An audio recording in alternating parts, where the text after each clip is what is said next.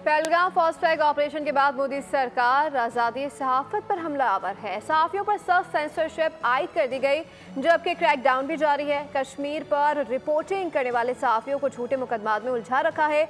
इसके बरक्स मोदी नवाज भारतीय मीडिया सहाफती इक़दार पामाल कर रहा है।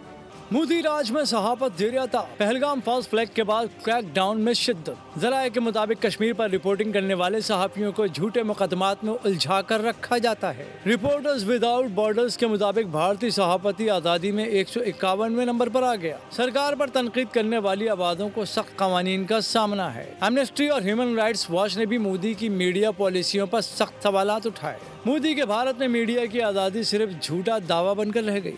इसके बरक्स गोदी भारतीय मीडिया ने गुंडागर्दी की इंतहा कर दी। पहलगाम फॉल्स फ्लैग के बाद भारतीय मीडिया का भयानक चेहरा बेनकाब हो गया। न सिर्फ पाकिस्तान पर इल्जाम लगाए, खुल्लम खुल्ला धमकियां दी। Independent media organization news laundry के मुताबिक भारतीय मीडिया ने पाकिस्तान के खिलाफ जंग का आगाज भी कर दिया। पाकिस्तान के खिलाफ कुछ न कुछ बड़ा होने का झूठा प्रोपेगेंडा किया जाता रहा। न्यूज़ लॉन्ड्री के मुताबिक भारतीय न्यूज़ चैनल्स ने जाली पाकिस्तानी माहिरीन को बुलाकर बेइज्जत करना मामूल बना लिया। हद तो ये है कि पाकिस्तान की अंदरूनी सियासत पर भी प्रोग्राम किया जाने लगा। मोदी की नाक़िस पॉलिसियों पर सवाल करने की किसी में हिम्मत नहीं है। भारतीय सहाफ़ी कहते हैं भारतीय न्यूज़ चैनल्स और एंकर्स पूरे मुल्क के लिए शर्मिंदगी का बाइस हैं।